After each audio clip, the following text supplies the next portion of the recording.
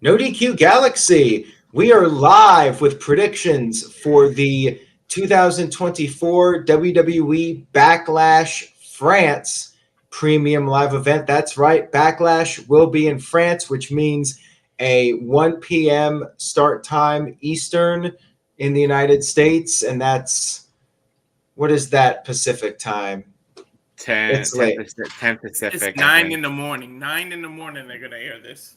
Actually, it's 10, 11, 12, 1. 10 Yeah. a.m.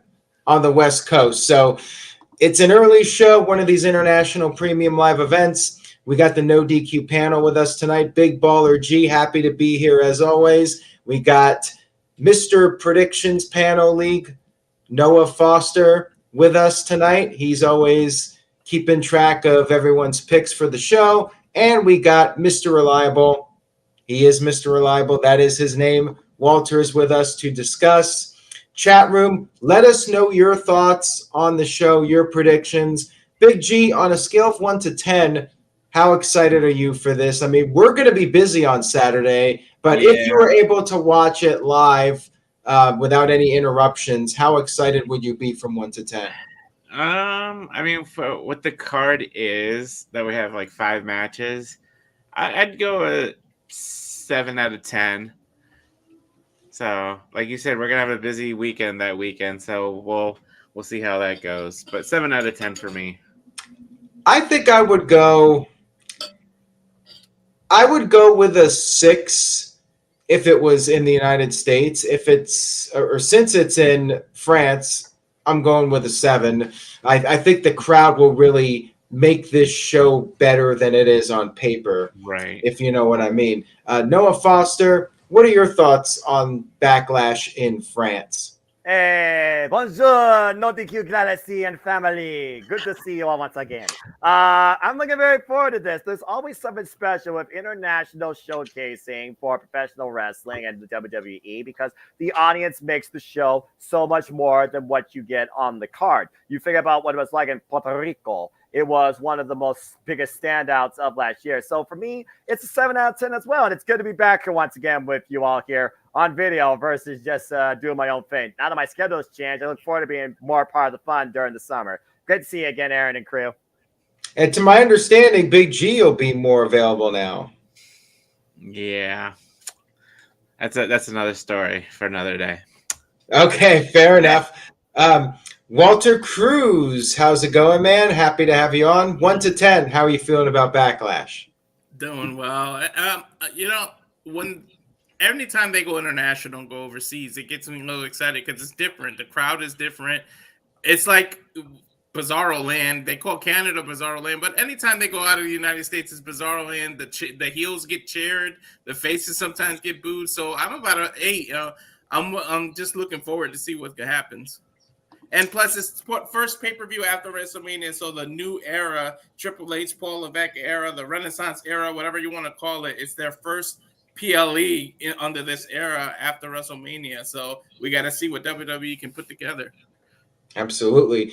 Psycho Jet Black sent in a $2 super chat. Thank you, Psycho. Says, am I and Virtue going to watch the replay? I mean, I'm going to try to watch as much of it live as I possibly can under the circumstances.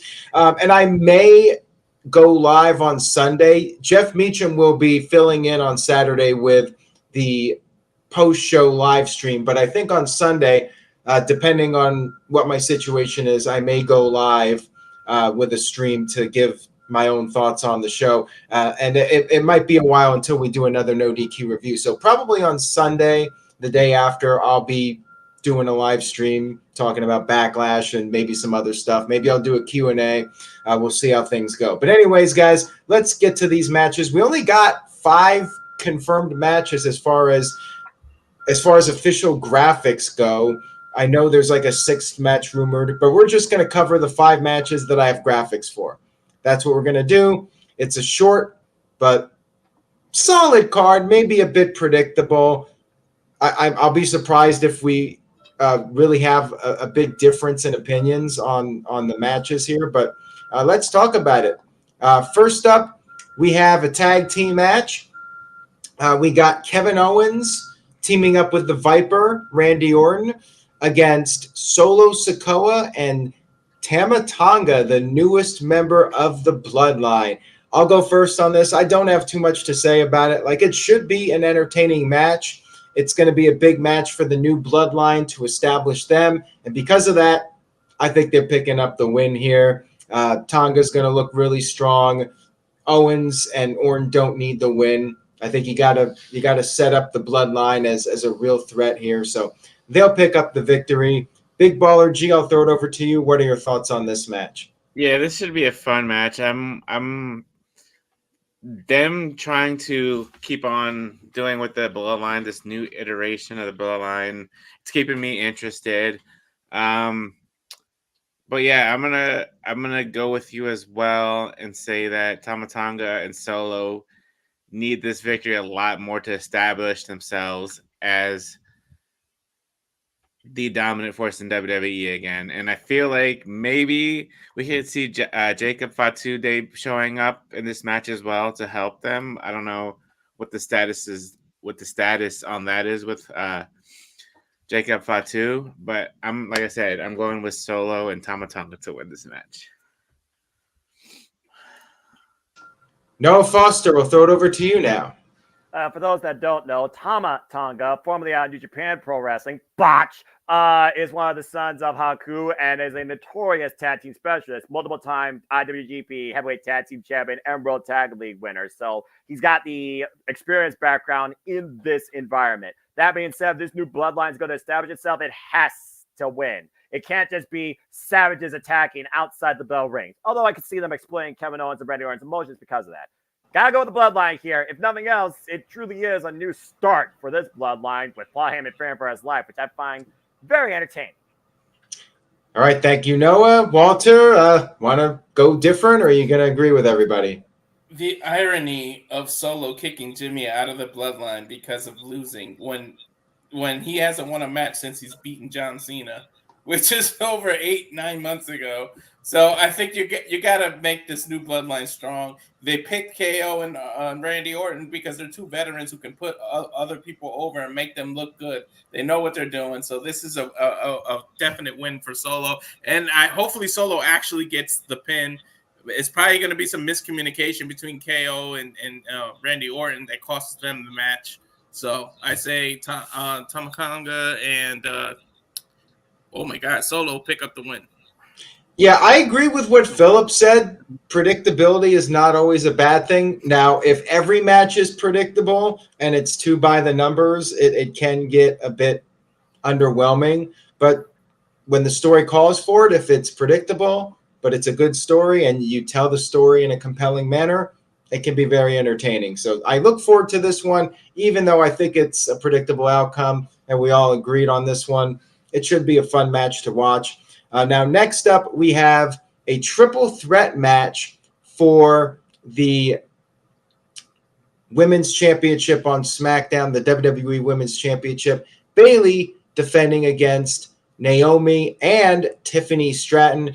Tiffany Stratton seems to be a very fast-growing fan favorite, so could she pull off a surprise win here in a triple threat environment? The champion doesn't need to take the fall to lose. But typically in these types of matches, the champion retains when the odds are stacked against them. Walter, I'm going to throw it right back over to you and get your thoughts on this match.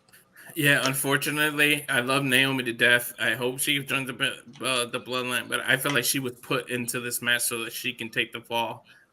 Bayley retains because Tiffany has future star, future champ written all over her, but I think they're saving her for either Money in the Bank or the Queen of the Ring, so she can't win here. Bayley retains. She just won the title at WrestleMania. Yeah, fair point. Big G, would you agree with that? I mean, do you think it could possibly be Tiffy time? I mean, I would love it for it to be Tiffy time, but it's too early still. She still needs to, like Walter just said, I feel like she needs to win either Money in the Bank or Queen of the Ring and then boost her up to win the world title down the road. But I am going with Bayley to retain here as well. All right. And I'm going to agree. Bayley retains. She just won the title at WrestleMania. Bayley will pick up the victory. Naomi is probably taking the fall in this one. Could be Tiffany, but Tiffany, I think she's probably going to be the fan favorite in this match in France. I think they're going to be cheering her big time, and it should be a strong showing for her. Noah, what are your thoughts? Pretty much everything you all said. It's also triple threat, buffer, fall person. It's also offset with 2 baby faces and 1 heel. Something has to give for Naomi because Naomi really hasn't had a whole lot of upside since the return. Moments, yes, but what has she done with them? It's going to be Tiffany Tyson enough, but not yet. Barely retains. All right, there you have it. 2 matches in a row. We are unanimous with our predictions. And thank you, chat room, for your comments. Keep them coming as we continue on with this card. Next up, we have a tag team match for the WWE Women's Tag Team titles. We got Kabuki Warriors of Damage Control, Asuka and Kairi Sane, defending against Bianca Belair and Jade Cargill. Jade Cargill starting to have more matches in WWE now, and she's fitting right in. The question is, will WWE pull the trigger on giving them the titles, or will there be some kind of fallout? To me, this is actually the hardest match to predict, at least for me personally, because I could really see this one going either way. Could be a scenario where you want to push Jade Cargill strong, but at the same time, they could have a miscommunication, and you could have somebody turn on the other to set up a one-on-one feud. But do they save that for later? What do you guys think? I mean, there could always be a DQ. So with the predictions, you're going to say who leaves with the titles. That's the prediction. Who will walk out of Backlash with the championships? And shout out to Mr. Anderson. He sent in a $2 regarding that last match. Will it end in no DQ with Nia Jax interfering? It could. We didn't mention that triple threat matches are no DQ, so I would not rule out Nia Jax potentially costing Naomi or costing Tiffany, Stratton, or even Bayley, but we don't think that's going to happen. Could happen, though. Anything with Nia Jax is possible on this show. All right, so anyways, the tag match. Noah, we're going to go over to you. Do you think we will get new tag team champions? Will Jade remain undefeated in WWE? Jeez. This is definitely the one match that I feel could have a title change. And again, international environment could be a heck of a moment. You also got to consider this is also the last PLE before the draft goes into effect. Bianca Belair and Jade Cargill are both on SmackDown, while Damage Control is on Raw. And I already think where they're going with Damage Control as far as Becky goes. I think there's a title change here. I don't think there was just circumstance they put Jade Cargill and Bianca Belair together, considering both are in incredible physical peak shape. And Bianca Belair was the #1 overall draft pick. And what has the Kabuki Warriors done with the titles? So I think it's the first accolade. You see what Jade Cargill does in a tag team setting with somebody that can help continue to fine-tune and shape her versus trying to go off a singles affair and grudge feud with Bianca Belair. Maybe that could be set for WrestleMania 41. But I think we have a title change. I'm going with Bianca Belair and Jade Cargill. I'm going to agree with you, Noah, because I think it's too soon to break up Jade and Bianca Belair. I think you can have some mileage with them as a tag team and then eventually do a breakup and lead to a singles match between them. I feel bad that they're going to do yet another title change. I think that's the big negative. And Walter, you would probably agree with me on this. Like, they're hot potatoing the title so much. It's like I almost don't want to see a title change. But at the same time, I think there's a long-term story you can do here with Jade and Bianca as friends. And eventually they split up. They could be like the mega powers right now. And eventually they have their falling out. And then they go and clash one-on-one. What are your thoughts on this match, Walter?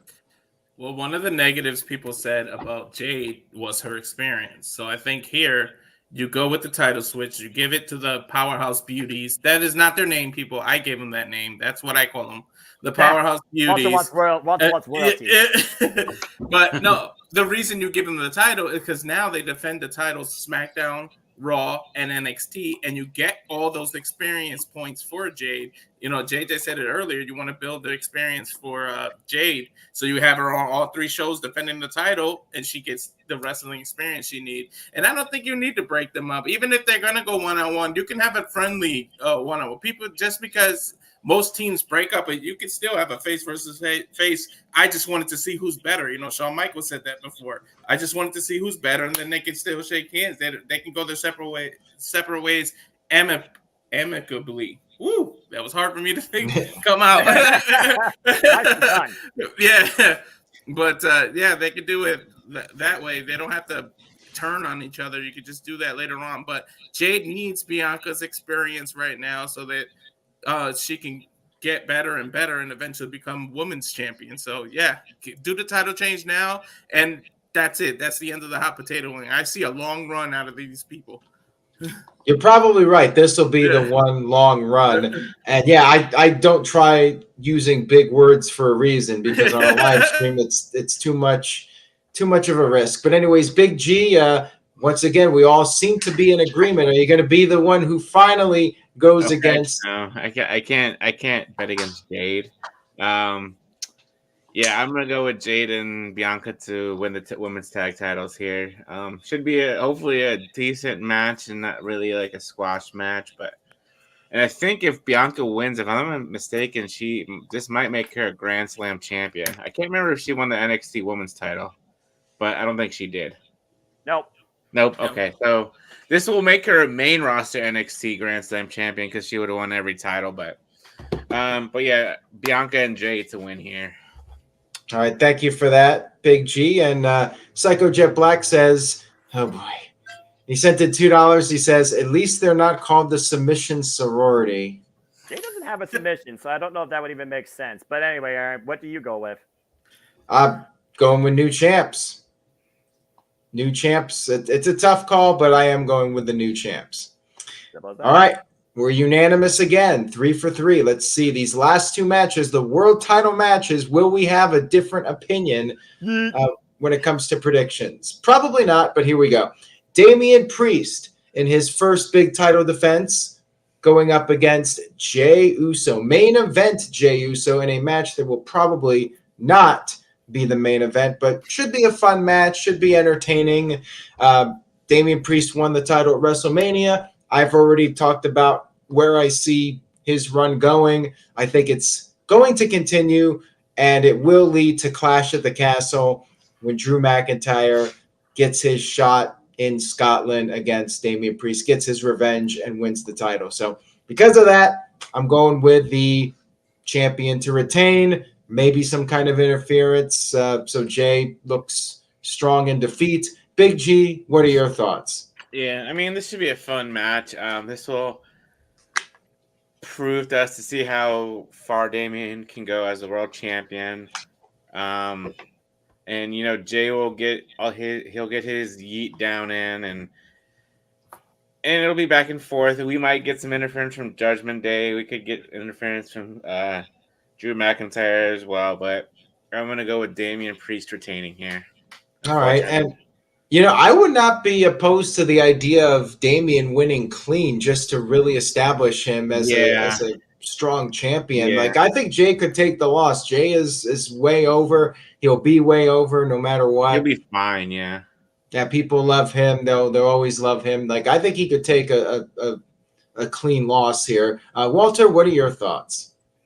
Yeah, believe it or not, I would bookshelf these world titles. You open with the World Heavyweight Championship and you end it with the WWE Championship, and then the other matches are in the middle. That's what I would do in terms of booking this.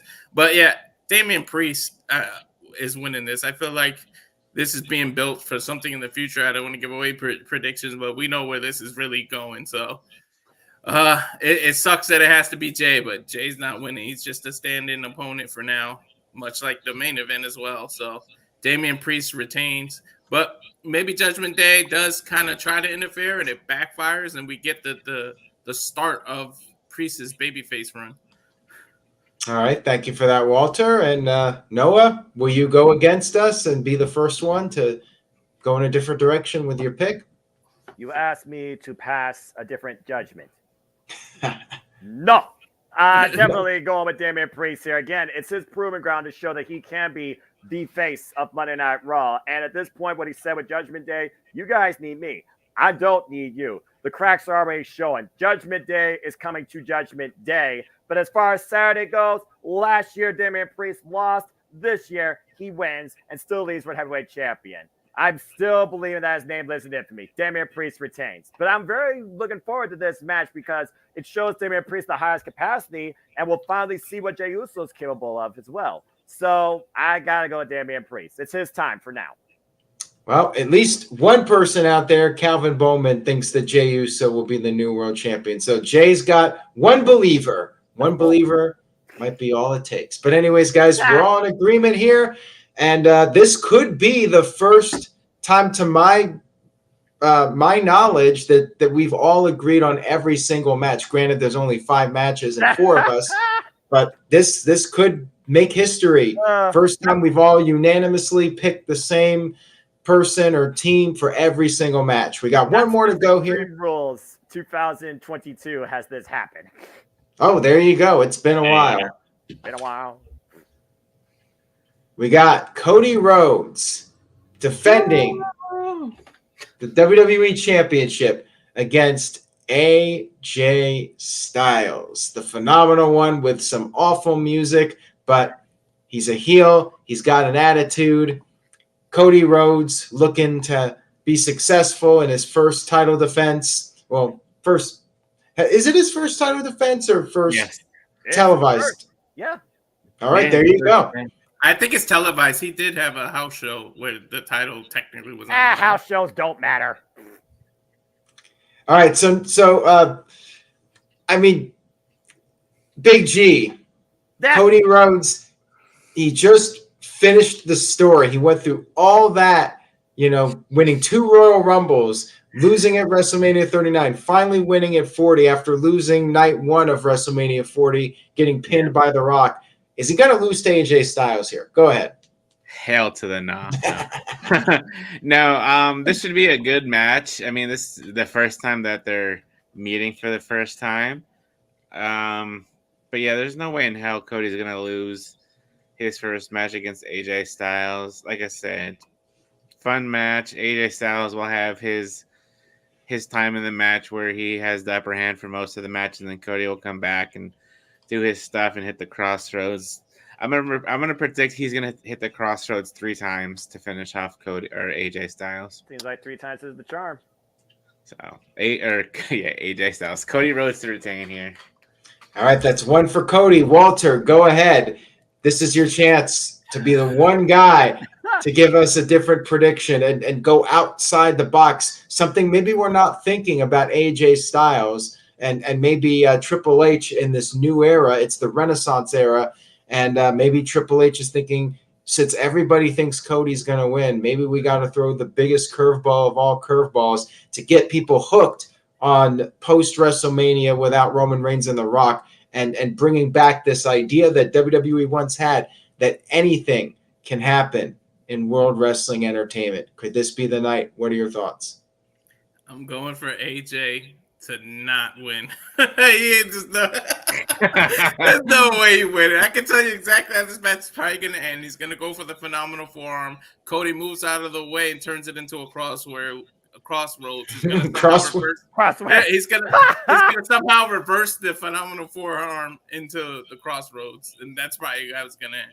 But it should be a good match. There might be a couple of false finishes where AJ makes you think, hey, it looks like he's going to pull it, but there's no way. You don't go through over a year of we had to hear, finish the story, to then turn around and lose his first defense. No way in hell. Yeah, and Noah, I agree with him, so you can put me down for Cody Rhodes. And Mr. Anderson sent in a $2 super chat. Thank you for that. Says, LA Knight costs AJ Styles the WWE Championship. I mean, Cody doesn't even need that. Come on now.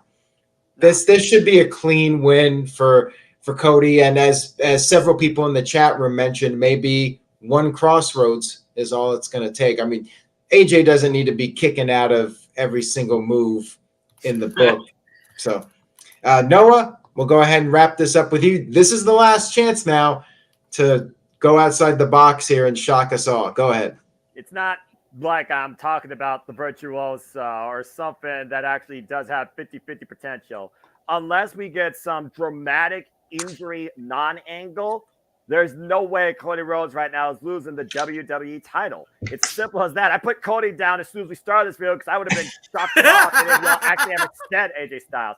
AJ Styles at the tail end of his career. He's given so much to the business. He wants to be a father with his family. This is the first time ever occurrence. You're establishing the strength of Cody Rhodes as champion, which is why, sincerely, I want to only see one Crossroads lead to the victory. They're going to have a showcase, and predictability is not bad in professional wrestling. Let me say that again. Predictability is not bad in professional wrestling. Damn it. So that being said, Cody Rhodes wins, and it's going to be a phenomenal match. Thank you for that, Noah. And there you go. Just under 30 minutes. Maybe the fastest predictions video we've ever done. Like, it's going to be a short and sweet show. Now, let me tell you, they're probably going to add one more match to this card, Friday on SmackDown or something. So, maybe even two. Maybe even two. We may end up with 7 matches. We'll see what they do. I'm fine with 5 personally. It would be easier for me to watch and get through. I would be fine with like a 2.5-hour show, 5 matches, give them time. I mean, whatever. It should be an entertaining show. A lot of change here, especially with the draft going into effect 2 days later. Yeah, I mean, it's kind of a lame duck show, but because it's in France, it's going to have a fun vibe.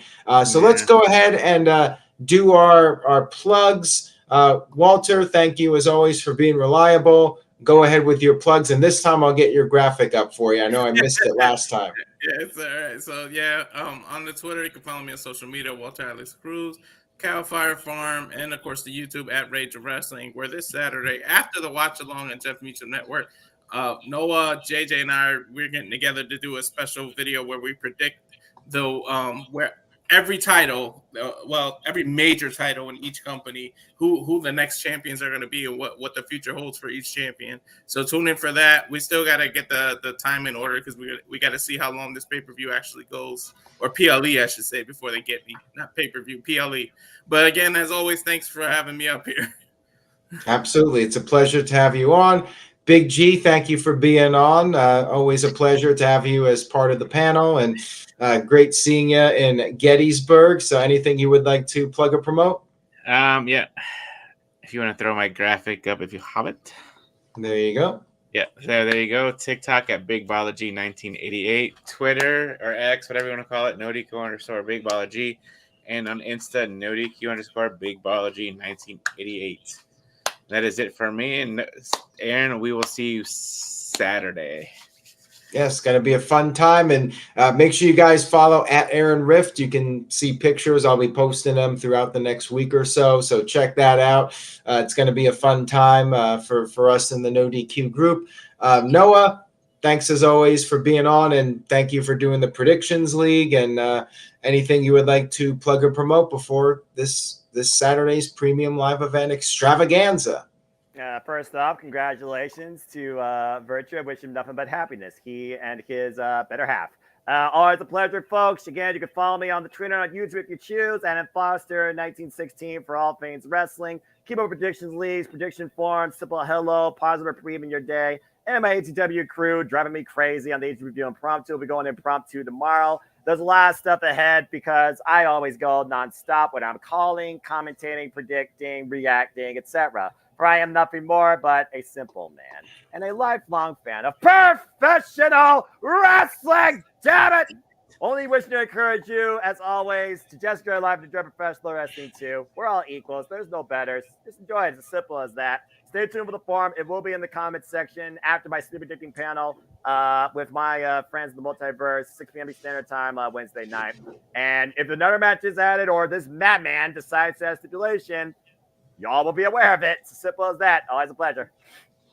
All right. So again, I will be trying to post results on NoDQ.com. No guarantee it's going to be in a timely fashion, but stay tuned to NoDQ.com for Backlash coverage as much as I can do while I'm busy with other stuff going on. But Jeff Meacham will be doing the live recap, and I will probably be on Sunday, likely in the evening, 8 o'clock Eastern, something like that, and maybe a Q&A. I'll do something Sunday night, so stay tuned for that. And thank you all for your continued support of No DQ. Have a great rest of your week. Enjoy Backlash and buy a shirt, nodq.com/merch. And we will see you all next time.